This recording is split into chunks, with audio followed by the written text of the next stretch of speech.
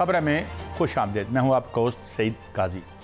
Run down और फिर हमारे साथ होंगे शुएब शाहीन साहब, पीटीआई के मरकज़ी रहनुमा। मगर मैं कुछ खबरें अर्ज़ कर दूँ उसके बाद पीटीआई की फ़ाइनल कॉल थी, क्या अंदरूनी इख्तलाफात की वजह से नाकाम हुई है, क्या हुआ है? उनकी एक प्रेस कॉन्फ्रेंस भी आई है गंडापुर साहब की, हुकूमत का जो है उस पर वहाँ पे एक विक्ट्री स्पीच टाइप भी हमने देखी जो हमारे वज़ीर दाखिला हैं। क्या मामला है? हाँ, अलबत्ता ये ज़रूर मैं कह दूँ कि जो जाने गई हैं वो हम काफ़ी अफसोस मिलते हैं।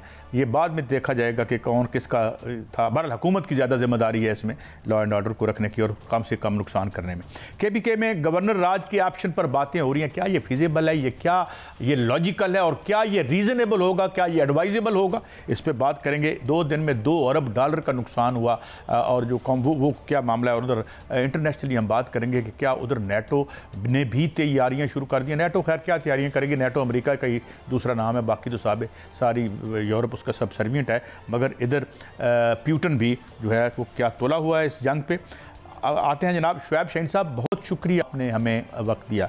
इसे क्या कहेंगे? जो आपके हरीफ हैं वो तो इसे एक डिबैकल कह रहे हैं और ख़ास तौर पर कुछ ऐसी फुटेजेस भी आई कि लीडर्स जो हैं वो छोड़कर वर्कर्स को चले गए, ये गिला भी हुआ। नंबर 1 इसका पहले भी तो मुझे जवाब दे दें। और सेकेंडली ये जो प्रेस कॉन्फ्रेंस की है कि जी it is on going battle, ज़रा पहले इस पर रोशनी डाल दें और फिर आइंदा का लाए अमल। जनाब शुएब शाहीन साहब।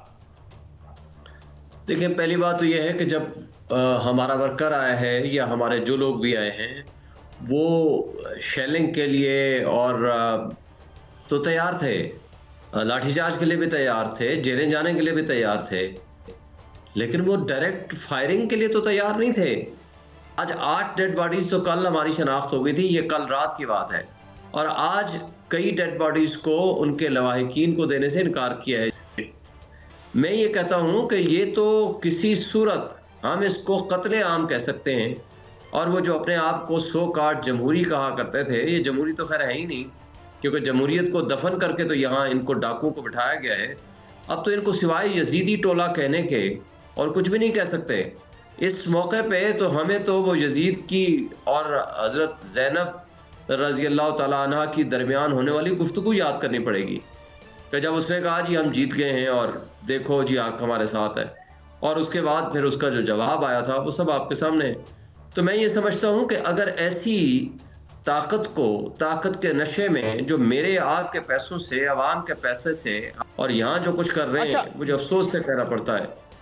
लेकिन देखें वो तो कह रहे हैं जी कि कोई एक लाश भी हमें दिखा दें। आप 8 की बात कर रहे हैं और मजीद की बात कर रहे हैं, तो क्या कोई आप उनका कोई नमाज जनाजा पढ़ने की या कोई उनको इन फिगर्स को वेरीफाई? ज़ाहिर है हम इस तकलीफ आप पे डाउट नहीं, I can not throw doubts upon your claim because I know you are an aggrieved party in whatever way you explain it.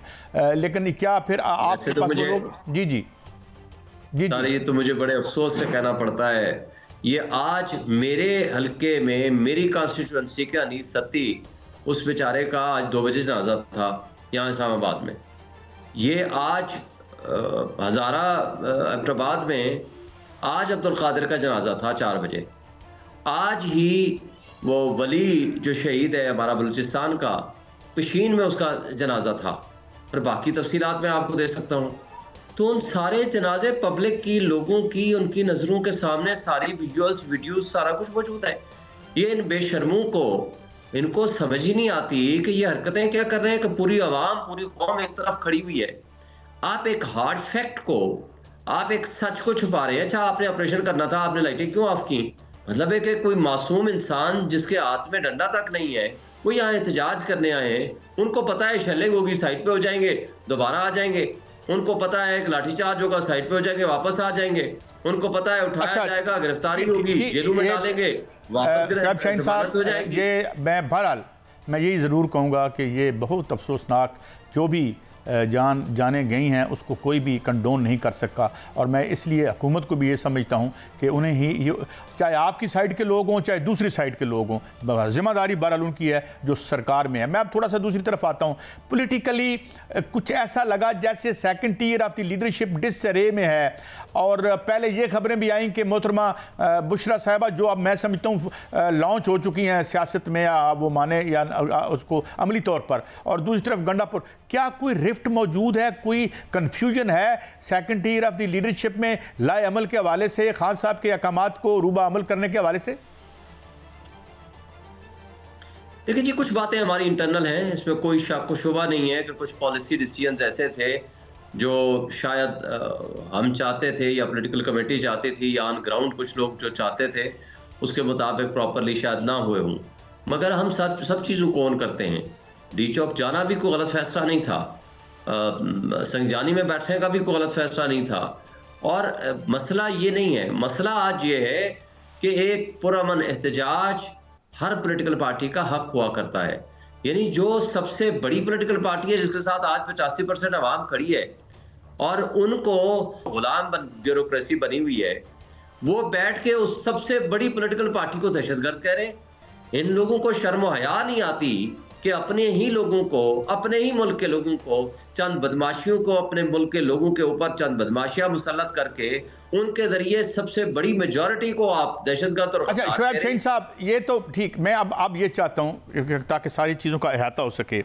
अब आपकी तरफ से बयान आया है कि it is an on going struggle and unfortunately it has taken a very bloody turn, जिसकी वजह से हर मुल्क, हर जी शोर पाकिस्तान में वो है, वो एप्रीहेंसिव भी है और खौफजदा भी है। व्हाट इज़ योर लाए अमल? आप क्या, किस तरीके से आप इस नई जो आपकी रियलिटी का वर्जन है उसको अगर आप मद्देनजर रखें तो आगे कैसे बढ़ेंगे आप, और क्या स्ट्रगल जो आप कह रहे हैं कि हम स्ट्रगल करेंगे उसका लाए अमल क्या होगा? देखिए जी, लाए अमल तो एक बात है कि स्ट्रगल जारी रखना, स्ट्रगल हमारी पुरअमन जद्दोजहद है और वो हम इंशाल्लाह अपनी जद्दोजहद कुर्बानियां दे के भी जारी रखेंगे। हमारे शुहदा का खून रंग लाएगा इंशाल्लाह। हमारे लोगों के ऊपर जो जुल्म, तशद्दुद और बर्बरियत की गई है, ये पाकिस्तान की सियासी तारीख में आप कभी नहीं सोच सकते। हाँ, आप जड़ावाला या पता नहीं कोई ऐसे वाक़यात तो आप जहन में रख सकते हैं, वो भी इस्लामाबाद जैसे मरकज़ी शाहराह के ऊपर, और जिसके सामने सारी दुनिया के नज़रें हैं और पूरी दुनिया उसको देख रही है। मेरा ख्याल है ये पहला वाक़या है और ये वाक़या कभी रायगा नहीं जाएगा। जद्दोजहद के तरीक़ाकार क्या हो सकते हैं? पुरअमन जद्दोजहद है, हमने पहले भी की है, अब भी करेंगे। हम अपने पुरअमन जो हमारा रोल है उसको कंटिन्यू करेंगे। आज हमारी पॉलिटिकल और कोर कमेटी की मीटिंग्स हैं और उसके नतीजे में खान साहब के साथ हमारी मुलाकात होगी।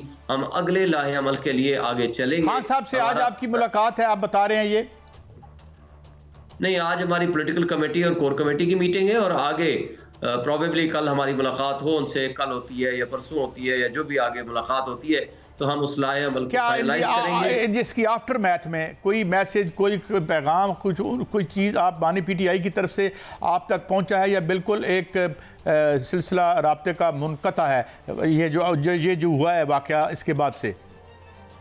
उसके बाद से तो आज तक मुनक़ते है जी। आज तक अभी जो कल का वाक़या हुआ है, आज तो हमारी मुलाकात नहीं हुई, ज़ाहिर है हमारे साथ कोई राब्ते में नहीं है। और जो आज का एलामिया है वो इंशाल्लाह हम जारी करेंगे, वो आप सब दोस्तों तक पहुँचेगा। लेकिन असल बात है कि इस वक्त हम बहुत दुख और तकलीफ़ में हैं, पूरी कौम दुख और तकलीफ़ में है। और जिस तरह इन्होंने यजीदियत की है, हमारे लोग शहीद किए हैं और हज़ारों की तादाद में लोग हमारे गिरफ़्तार कर लिए गए हैं, हम उन सब का डेटा इकट्ठा कर रहे हैं। तो जो ही हमें डेटा मिलता जाता है, कल रात की 8 बंदों की तस्दीक हो गई थी, कई लोगों के ज़ख्मी होने की तस्दीक हो गई थी और जो हमारे पास इंफॉर्मेशन आती जा रही है इंशाल्लाह उसी तरह हम। शुएब शाहीन साहब स्टे सेफ और कोशिश यही होनी चाहिए। नाज़रीन, शुएब शाहीन साहब हमारे साथ, शुक्रिया शुएब शाहीन साहब, आपने हमें वक्त दिया।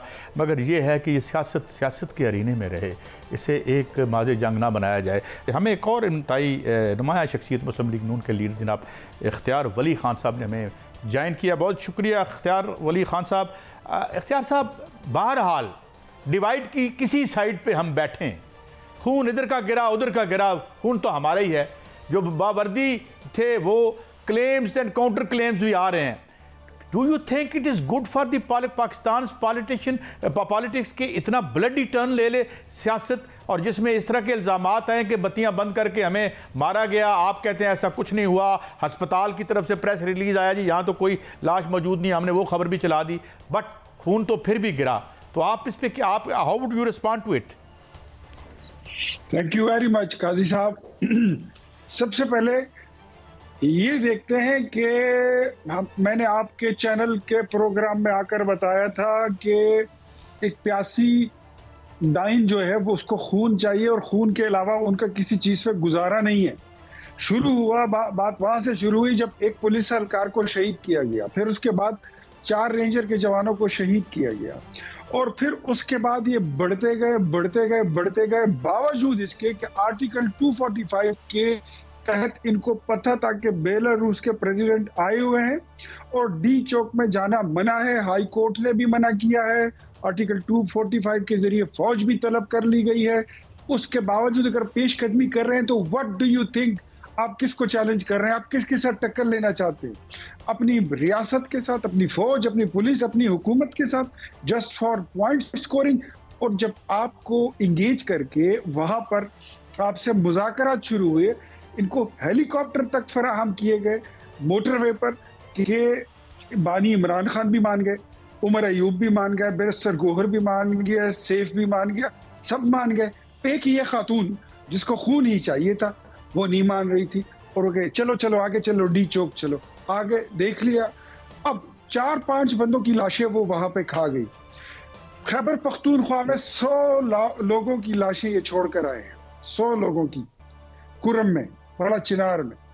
वहां पे इनको जाने की न तौफीक हुई, न इन्होंने जहमत गवारा की।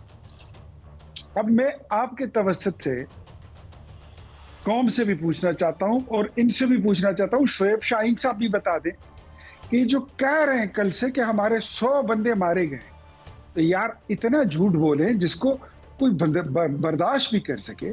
100 बंदे जब मरते हैं, कैसा वो बात छुप सकती है क्या? Is it possible? अच्छा, माय काउंटर क्वेश्चन, मान लिया ये गलत है, मान लिया ये गलत है, गवर्नमेंट का क्या फिक्र है? चंद सेकंड मुझे बोलने नहीं, आपने लंबा बोलना है, मैं 1 on 1 हूं आपके साथ, आप ही बोलेंगे। आपका फिक्र क्या है? 100 लोगों की ये बात कल रात से कर रहे हैं, जो कश्मीर में भी मरते हैं, पाड़ा चिनार में मरे, हजारा में बंदे मरे थे, सड़क पे लाशें रख देते हैं, तस्वीरें बनाते हैं, वीडियो बनाते हैं, नाम बताते हैं, वल्दियत बताते हैं, अता पता घर का बताते हैं। इनसे पूछे कि जब आपने गिने नहीं है तो फिर आप कैसे कह सकते हैं? अभी आप डेटा इकट्ठा कर रहे हैं, डेटे में लगे, मरने वालों की तादाद इतनी छुपी हुई चीज है, झूठ बोलते हैं। अच्छा, अभी देखें, बकवास करते हैं, ऑफिशियल प्रोपेगेंडा कर रहे हैं। तो आपने मारा है अपने रेंजर वालों को, मारा है अपने पुलिस वालों को, और इधर बेगुनाह लोगों को मार, उनकी गाड़ियां तोड़ी, आग लगा दी, और कहते हैं कि 100 बंदे मर गए। यार मैं इनको चैलेंज देता हूं, शोएब शाहीन हो या बैरिस्टर गोहर हो, जो भी कहता है, इस बात पे मेरी तरफ से इनको चैलेंज है कि 100 लोगों की लिस्ट लाएं, वरना मुंह आपका काला हो गया। नहीं, 100 की तो बात ही नहीं की। शोएब शाहीन साहब ने जो हमसे अभी बात की, वो कह रहे हैं जी 8 लोग आइडेंटिफाई हुए हैं अभी तक, उनके मुताबिक। सरकार का तरफ से नहीं आया। मुझे ये बताइए, काई साहब कल आपने इनके मुंह से 33 लाशों का सुना है कि नहीं सुना? आप बताइए। 33 लाशों का सुना था? जी कि 33 लोग मर गए। बताइए वो 33 लोग कौन है, किधर है, बताएं। बकौल उनके वो कह रहे हैं हम डाटा इकट्ठा कर रहे हैं, ये this is their version so far. बकौल इनके और फिर बकौल मेरे। मैं बताता हूं, it's a TikTok party, it's a TikTok media. इनका जो है प्रोपेगेंडा और पराई लाशों, पुराने वाकयात की वीडियोस बनाकर उसको सोशल मीडिया पे वायरल करेंगे। आए हाय, यजीद को देखो जी, हमें हुसैन बना दिया। औरतों को छोड़कर भाग गए, बच्चों को छोड़कर भाग गए। जो 12-13 साल का बच्चा 7वीं जमात का, उसको लाए थे, उसको छोड़कर भाग गए। जूते तुम्हारे इधर 2 ट्रक, इधर सारे लोगों ने मेरे हवाले किए कि ये तुम्हारे खैबर पख्तूनख्वा के लोग जूते अपने छोड़ कर गए, कपड़े अपने छोड़ कर गए, गाड़ियां छोड़ कर गए। फिर इस तरह होते हैं इनकलाब लाने वाले। वो तो इख्तियार साहब, अब मैं एक जरा पॉलिटिकल क्वेश्चन, जरा इनको बताइए, थोड़ा इनको जरा एक वाकया सुनाए कि वो कुलसूम नवाज थी जिनकी गाड़ी को रस्सियों में बांधकर कई घंटे तक धूप में उसको ऐसे लटका के रखा हुआ था, उन्होंने मौका नहीं छोड़ा था। बिल्कुल हमें याद है, हमने वो रिपोर्ट किया। कुलसूम नवाज बनने के लिए जो है ना, उसके लिए बड़ा जिगर गुर्दा चाहिए। No doubt she fought very valiantly. अजीजों से किसी को उठा के आप ले आए किसी गंदे तावीज की जादूगरनी को और वो एक जुलूस की क़ियादत करके वो नहीं बहरहाल जो ये भी है, देखें हम तो दोनों का एहतराम करते हैं और वो भी हमें याद है, वो हमने देखा है जो बड़ी वैलियंटली मरहुमा कलसूम नवाज साहबा ने जो है वो जंग लड़ी। मगर मैं अब दूसरी तरफ आता हूँ हुजूर, बातें ये हो रही हैं कि आग को ठंडा कोई नहीं कर रहा। अब बात ये भी आ रही है गवर्नर राज लगेगा नहीं लगेगा, पार्टी बैन कर देनी है क्या कर देनी है, कोई रास्ता देखें। आप पुराने से पॉलिटिकल वर्कर हैं, खुद आप पख्तून हैं, पख्तूनों की रवायात से वाकिफ़ हैं, तो हमें इनको जोड़ना है। बयानात जो आ रहे हैं जी एक सूबा वर्सेस, ये तो हमें कहने ही नहीं चाहिए। सूबा क्या, हम सारे अवाम हैं, पश्तून हमारे भाई हैं, पंजाबी हैं, सब एक हैं। तो आप क्या समझते नहीं है कि ये बड़ी एक यानी गैर मसलियत आमेज पॉइंट ऑफ व्यू होगा अगर हम एक को डेवलप करें? मैं खुद बीइंग अ पॉलिटिकल डेमोक्रेट कारकुन, मैं कभी भी ऐसी गैर जमहूरी इक़दामात का मैं कभी हामी नहीं रहा हूँ, गवर्नर राज का। लेकिन मुझे आप बताइए, मैं आपसे सवाल करता हूँ कि जिस पार्टी की रैली में और एहतजाज में कलअदम तंजीमों के नाम के साथ आपके जहन में जो नाम आते हैं खैबर पख्तूनख्वा से, वो इनकी रैली में शामिल हों, इनके पास AK-47 हो, MP4 हो, M16 की गनें हों, ग्लॉक 17 और 19 के पिस्टल हों, इनके पास टीयर गैस के गन्स हों, टीयर शेल्स हों, इनके पास टीयर गैस को वापस फायर बैक करने के लिए पावरफुल फेन्स हों। Do you think so it's a political party? सियासी जमातें ऐसी करती हैं। गोया मैं ये समझूं कि आप बैन के हक में हैं। रिपोर्ट करता था जी, मैं आपको बता रहा हूं कि अगर खैबर पख्तूनख्वा में आप समझते हैं कि there is an irresponsible leadership कहे, पार्टी कहे, जिनके हाथ में तीसरी बार हुकूमत चली गई बदकिस्मती से, और वहां को कैंसर लग चुका है, जो यहाँ पे आते हुए 1 अरब रुपए के फंड्स निकाल के खजाने से यहाँ पे लाए थे और 5-5 हज़ार रुपए से दिहाड़ीदार मजदूर लाए थे, अफगान मुहाजिरीन को लाए थे। तो फिर ऐसी जमहूरियत से और ऐसी लापरवाही से, जिससे आपका सूबा अलग हो, जिससे आपका मुल्क खुदा न खास्ता टूटे, तो मेरे ख्याल में जो गवर्नर रूल है, फिर इख्तियार वली साहब एक बात मैं जानता हूँ, यू आर एक आप मुहब्बे वतन आदमी हैं, पॉलिटिकल वर्कर हैं, आपकी अपनी स्ट्रगल है, आपकी अपनी जेलें हैं, सब हमने देखा है और हमारा रिस्पेक्ट भी है। अब the things have taken a bloody turn, you know, there are 2 point of view diametrically opposed to each other. वो ये कह रहे हैं जी कि हम तो दोबारा आएंगे। एक दफ़ा ये गोलियां तो चल गई, इधर से चली उधर से चली, जो तकलीफ दे बात है कि गोली चली है, ज़्यादा इधर से आई हैं उधर से आई हैं, ये तारीख फैसला कर लेगी। अब नेक्स्ट जो है, क्या हम और मज़ीद ख़तरनाक माहौल पैदा होगा इस अवाम के लिए, इस मुल्क के लिए, या हम कोई बेटर सेंस प्रिवेल करेगी? भाई साहब मुझे ये बताइए कि ये 25 मई को आए थे जब इनकी हुकूमत गई 2022 में, गोली चली थी कि नहीं चली थी? लाहौर में जब ये लोग आए थे वहां पे गोली चली थी कि नहीं चली थी? जब ये 9 मई को निकले थे तो गोली चली थी कि नहीं चली थी? ये तो जब भी आते हैं और जब भी निकलेंगे ये गोली चलाएंगे। मेरे ख्याल में रियासत ने अब इनको डील करने का तरीका सीख लिया। मैं फिर इनको कहता हूं, मैंने आपके शो में आपको कहा था, आप उसमें मौजूद थे, मेरे ख्याल में उसमें हमारे साथ शुएब शाहीन साहब ही थे, कि इन्होंने 4.25 साल पाकिस्तान पे हुकूमत कर ली है, लेकिन बदकिस्मती से, और खैबर पख्तूनख्वा पर 12 साल तीसरी बार हुकूमत कर रहे हैं, बट बदकिस्मती से they couldn't learn how to behave like a political party, and their leadership doesn't know how to behave like a political leadership. पहले ये बिहेव करना सीखें, ये इनको ये तरीका आ जाए। देखिए, जितने भी बुरे हालात हों, जितने भी सख्त मुतालिबात हों, पॉलिटिकल पार्टीज के पास और पॉलिटिकल लोगों के पास क्या होता है? गोली नहीं होती, पिस्टल नहीं होता, बंदूक नहीं होती, उनके पास डंडा नहीं होता, उनके पास एक नारा होता है, नारा मस्ताना होता है, और उनके पास दूसरी चीज जो होती है वो टूल उसका है मुज़ाकरात, डायलॉग अक्रॉस द टेबल। जब आप डायलॉग पर, मैं इसके साथ भी नहीं, मेरी ये दुआ है इख्तियार वली खान साहब, आई होप झूठा वो भी झूठा, मैं चाहता हूँ ये भी चोर वो भी चोर, आप जैसी वॉइसेस जो हैं दोनों अतराफ में वो डोमिनेट करें, और ये जो मुज़ाकरात कर रहे हैं या नारा मस्ताना की बात करें वो बुलंद करें, गोलियां बुलंद ना करें और गोलियों से हम छल्ली ना करें। बहुत शुक्रिया इख्तियार वली खान साहब, मुस्लिम लीग नून के रहनुमा हमारे साथ थे, मौजूद थे। इसके बाद एक और हम गुफ्तगू ज़रूर करेंगे कि हमारे मुल्क में क्या मुदाखलत करना एक शेवा बन चुका है। PTI आई तो उसने कहा जी कि हमारी हुकूमत जो है वो बाहर से निकालेगी। आज बाहर बैठ के फिर लोग बयान जो है इस तरह से दे रहे हैं जनाब कि खान साहब जो है वो बाहर हों या अंदर हों, और ये एक बड़े अखबार में ये ख़बरें भी छप रही हैं। तो क्या जब ये PTI कहती थी कि मुदाखलत ना हो तो क्या अब होनी चाहिए और क्या तब हुई थी? ये अहम सवालात हैं, इस पे हम बात करेंगे ब्रेक के बाद। हमारे साथ ज़मीर हैदर साहब होंगे, मारूफ तजिया निगार और एंकर। हमारे साथ रहिए।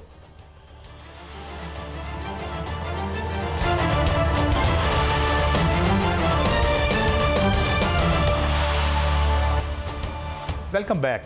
हमें ज्वाइन किया है मारूफ तजिया निगार, एंकर पर्सन, सीनियर साफ़ी जनाब ज़मीर हैदर साहब ने। ज़मीर हैदर साहब आपका बहुत शुक्रिया, आपने हमें वक्त दिया। ज़मीर हैदर साहब, एक लंबा अरसा गुजर गया इस सहाफ़त के दश्त में, आपको भी और हमें भी, और बड़ा अरसा हम सुनते थे बैरूनी हाथ अंदरूनी हाथ।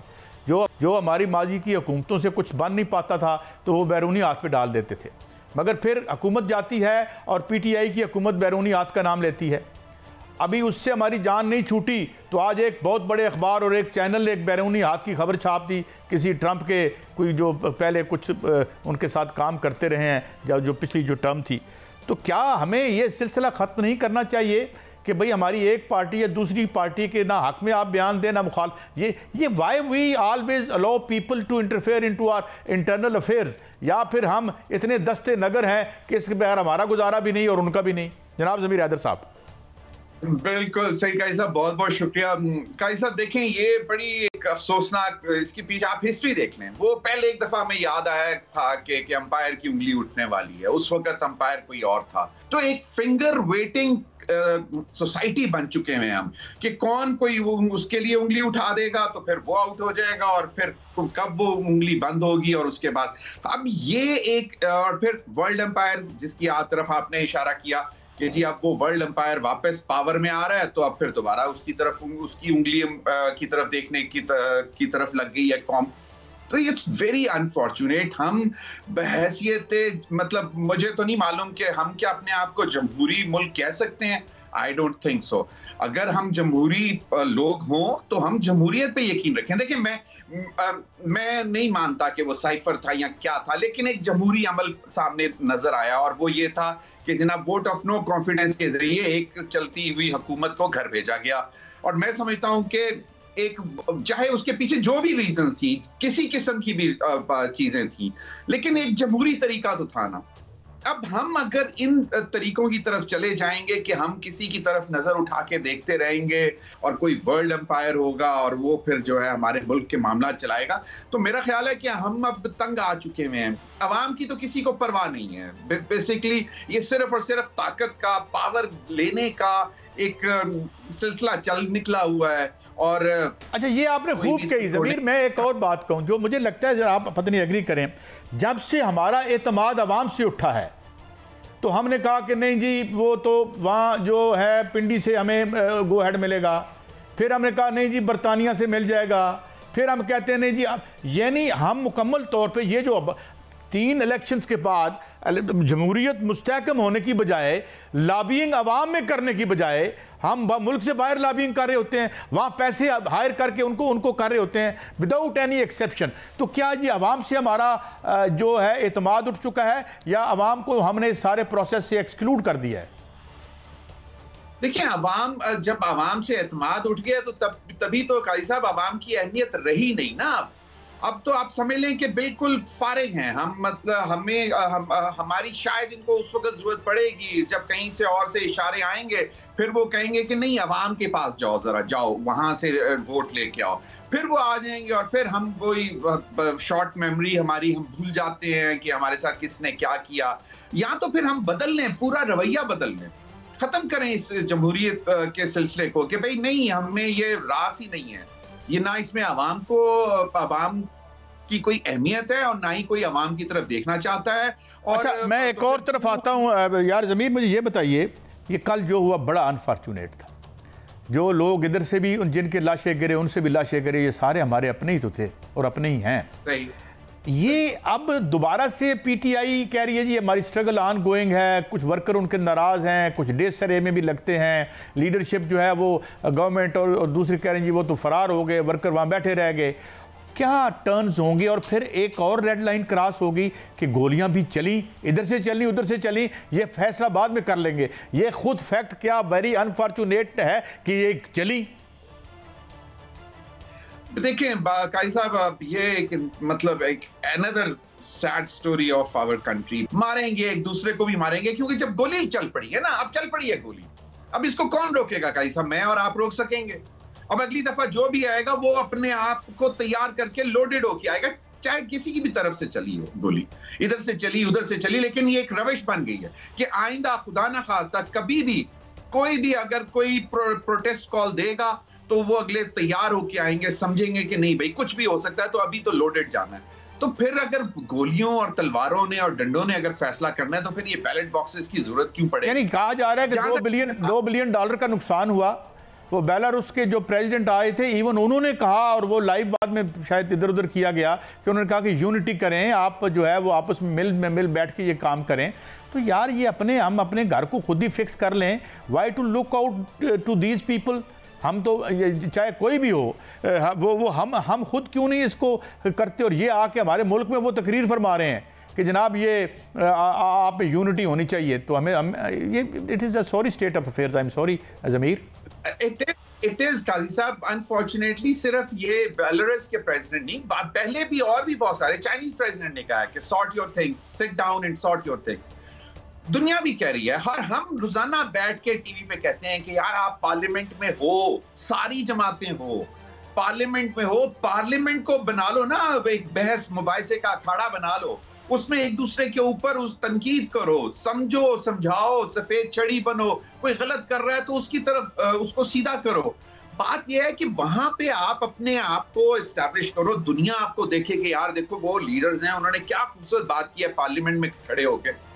लोग सुनना चाहते हैं, अच्छे लोगों को सुनना चाहते हैं, अच्छा बोलने वालों को सुनना चाहते हैं। एक और बात यार ज़मीर में, एक और मैं कल देख रहा था डॉक्टर इकरामुल हक साहब का एक आर्टिकल आया, 2013 साल हो गए हैं, एक 1843 की पिटीशन पड़ी हुई है जिसमें FIA को हुक्म दिया गया कि ये जो ऑफशोर एसेट्स हैं इनकी आप तरफ तस्दीक करें, पता कराएं। और वो आईनी पिटीशन मेरे ख्याल में अब जो आईनी बेंच बना हुआ उस पर लग गई है। 13 साल से किसी को ख्याल नहीं आया 11 बिलियन डॉलर की जो है वो दुबई में प्रॉपर्टी खरीदी जाती है।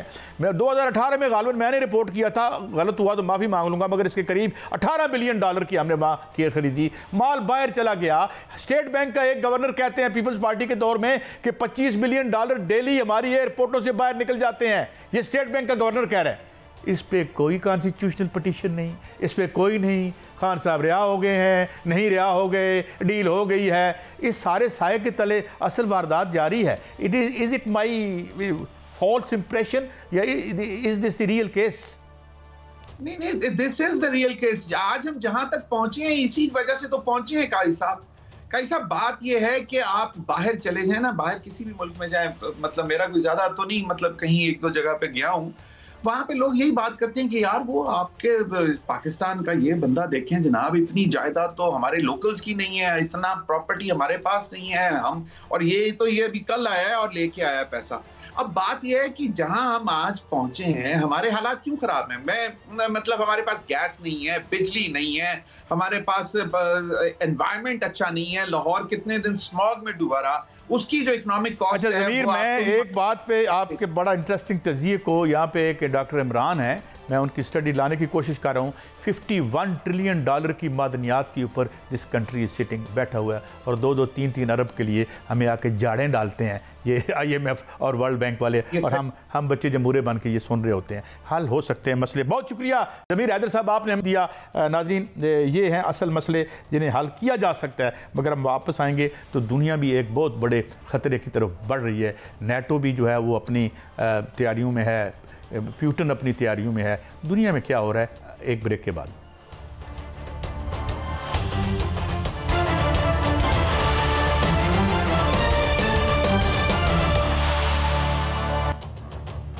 वेलकम बैक नाज़रीन। थोड़ी सी गुफ्तगू करते हैं। ये नेटो जो है वो भी अपने मसल फ्लेक्स कर रहा है और इसके अलावा इससे पहले हम देख चुके हैं कि प्यूटन ने जो है वो किया है, धमकी दी है कि वो लॉन्ग रेंज मिसाइल उन्हें चला के दिखाया भी है कि वो कहाँ तक पहुँच सकता है। अब सवाल क्या है? सवाल ये है कि पहले जो एक रेड लाइन क्रॉस हुई वो ये थी कि बाइडन ने जाते जाते अलाउ कर दिया कि जो लॉन्ग रेंज मिसाइल्स हैं या मिसाइल जिसे उर्दू में हम कहते हैं वो चला सकता है ज़ेलेंस्की। अब ज़ेलेंस्की के पास ऐसे पर्सनल और टेक्निकल नो हो वाले बंदे ही नहीं हैं, तो वो नेटो आके चलाएगी या जो उसका एक लंबा लॉन्ग रेंज मिसाइल है इजराइल का तो वो उसको तो इसका मतलब कि नेटो प्रैक्टिकली इन्वॉल्व होगी। अब यहाँ तक बात ख़त्म नहीं होती। ये क्यों किया गया? ये इसलिए किया गया कि वहाँ का जो मिलिट्री बजट है 900 बिलियन डॉलर का, 900 बिलियन डॉलर का, पहले 5-6 मुल्क जो बड़े हैं उनके सारे पैसे मिलिट्री डिफेंस बजट के अगर जमा करें तो ये उससे ज़्यादा है। अब उन्हें ये लगा कि जो आ रहा है ट्रंप, ये हमारी ये दिहाड़ी ख़त्म हो जाएगी, तो ये हम क्या करें। लिहाजा फौरी तौर पर बाइडन जो पहले ज़ख्मी और दुखी बैठा था कि उसे रेस से बाहर निकाला गया, उसे लेम डक बना दिया गया, उसने उसको इजाज़त दे दी, उसने चला दिए। अब चलाए, वो गए तकरीबन 190 किलोमीटर की वो उसकी रेंज थी जो उसने फेंके। उसके बाद अब नई बात, अब वो कह रहे हैं कि जनाब इसको इजाज़त दे दो कि ये जो न्यूक्स हैं, न्यूक्स जो है वो इस्तेमाल कर सकते हैं, न्यूक्लियर बम। यानी ये पागलपन हमें आलमी सतह पर नज़र आता है। आप गौर फरमाएं, दो किस्म के न्यूक्लियर बम होते हैं। मैं कुछ ज़्यादा माहिर तो नहीं हूँ मगर थोड़ी सी इन्फॉर्मेशन जो मुझे है, एक तो न्यूक अनथिंकेबल है जो नागासाकी हिरोशिमा पर फेंका गया, एक टैक्टिकल होते हैं जो कि ख़ास एरिया में ज़िंदगी नाम की हर चीज़ को ख़त्म कर देते हैं। तो अब ये जो हो रहा है ये सिर्फ ये हम देखते हैं कि वैसे तो हम ये बड़े बार मैं कहता हूँ कि जो ये बहुत ज़्यादा जो वेस्टर्न जो हैं वेस्टर्न सिविलाइजेशन की जो टार्च बेरर हैं ये बड़े ये कर क्या रहे हैं? ये अपनी इक़्तिदार, अपने धड़ों की इक़्तिदार जो ये अमेरिकी अवाम का जो खाल खींचते हैं और ये मिलिट्री पे इतना पैसा लगाते हैं और जो अमेरिका में लोग रह रहे हैं वो देख रहे हैं कि इन्फ्लेशन का क्या हाल है और गरीब आदमी का क्या हाल है। 8 आदमी अमेरिका में ऐसे हैं जिनकी दौलत 50% अमेरिकन से ज़्यादा है और बीच में मिडिल क्लास भी कहीं ना कहीं फंसी हुई है और ये आए दिन वहाँ पर इन्फ्लेशन बढ़ती चली जा रही है। ख़ास तौर पर कोरोना के बाद जो इन्होंने इंजेक्ट किया और क्वान्टिटेटिव ईजिंग की, नोट छापे, धड़ाधड़ नोट छापे, वो अब chickens are coming home to roost वाला मामला है। तो ये अब जंगों के जरिए, जिस तरह कहते हैं कि खारजा पॉलिसी दाखिला पॉलिसी का तसलसल होती है, लड़ाई अमेरिकन रूलिंग क्लास के अंदर हो रही है और उसकी जो मज़र है, जो उसकी एक्सटर्नलाइजेशन है, जो उसके मज़ाहिर हैं वो हमें नज़र आ रहे हैं। कभी गजा में लोगों के गले कटते, बच्चों के चीथड़े उड़ते, या हमें यूक्रेन के अवाम की तबाही नज़र आती है। 20% यूक्रेन पर रूस ने कब्जा कर लिया है और इस जंग में मैं ज़रूर ये कहूँगा, उसने ये वार्न किया था कि नेटो को मेरे दरवाजे पर ना लेके आओ, मत लेके आओ, मगर ये बात नहीं आए और फिर जिन्होंने असला बेचना था, क्योंकि असले की एक शेल्फ लाइफ भी होती है और उस शेल्फ लाइफ से पहले उसे बेचना भी पड़ता है, तो जंगें करवाई जाती हैं। जिस तरह मैं पहले बार कहता हूँ कि वार is terrible but it is terribly profitable. तो ये उस प्रॉफिटेबिलिटी की कीमत कौन दे रहा है अपने खून से? यूक्रेन के अवाम, यूक्रेन के फौजी, रूस के फौजी और ख़ुद उनके अपने फौजी जो आज तक अपनी जानें देते रहे मिलिट्री कैंपेन्स में, लैटिन अमेरिका हो या कहीं और हो। जिस तरीके से स्मेडले बटलर बहुत ही डेकोरेटेड उनका एक जर्नैल था, उसकी एक किताब भी बड़ी मशहूर है। उसने एक बड़ी अजीब बात कही थी। उसने कहा था ये अल कपून छोटा सा बदमाश जो 4-5-6 ज़िलों में बदमाशी करता था, आओ मुझसे पूछो कि मैंने अमेरिकन रूलिंग क्लास के लिए कितने कॉन्टिनेंट उजाड़ के रख दिए। गालिबन उसकी किताब का नाम मैं अगर गलत नहीं कह रहा कि perpetual war for perpetual peace. Bharat Smedley Butler अगर आप मारेंगे अपने नेट पे तो ये निकल आएगा कि कैसे इन जंगों के जो मकासद बताए जाते हैं वो क्या होते हैं और पीछे कौन से बनिए हैं जो माल गिन रहे होते हैं पीछे बैठ के, आपके गले कटते हैं, आपका खून बहता है, आपके बच्चों के चीथड़े उड़ते हैं और उधर जो है वो माल के ढेर लगते हैं।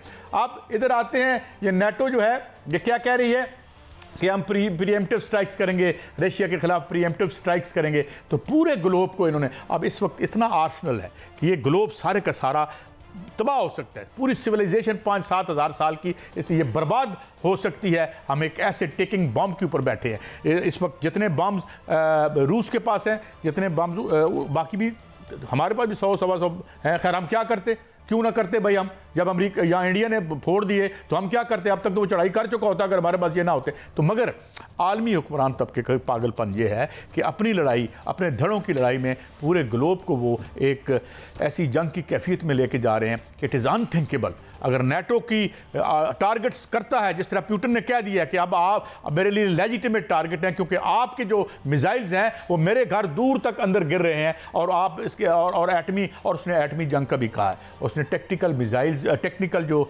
एटॉमिक वेपन, जिसको मैंने कहा कि जो एक ख़ास स्फेयर में, एक ख़ास सर्कल में पूरी ज़िंदगी की हर शक्ल को तबाह करके रख देते हैं। और ये भी याद रखिए, कहा जाता है कि न्यूक्लियर बम अगर फेंका जाए तो सबसे खुशकिस्मत लोग वो होते हैं जो इंस्टेंटली मारे जाते हैं, उसके बाद उसकी तबाही के और दायरे होते हैं। It is unthinkable. इसीलिए कहते हैं कि म्यूचुअली असिस्टेड डिस्ट्रक्शन। तो इससे कैसे बचा जाए, ये कैसे होश के नाखून लेंगे। और जो सबसे तकलीफ़देह बात है, और सबसे तकलीफ़देह बात यह है कि ये जो इनका कोई हाथ रोकने वाला नहीं है, बल्कि बरतानिया में जो क्रैमर साहब आए हैं, अल्लाह ताला उनको भी कोई होश के नाखून दे, वो कोई अक्ल का हाथ मारें। वैसे ही उनका मुल्क एक थर्ड वर्ल्ड कंट्री बन के रह चुका है, वहाँ पे राइट्स हो रहे हैं, ये भूख की वजह से हो रहे हैं। उनके पास जो उनकी गुर्बत और ज़िल्लत, वहाँ पे जो इजाफा हो रहा है, बरतानिया के लोग जानते हैं। बल्कि मुझे मेरे एक दोस्त और बल्कि बास बता रहे थे कि वहाँ पर भी मोबाइल लोगों ने छीनने शुरू कर दिए हैं। तो इन हालात को ठीक करें,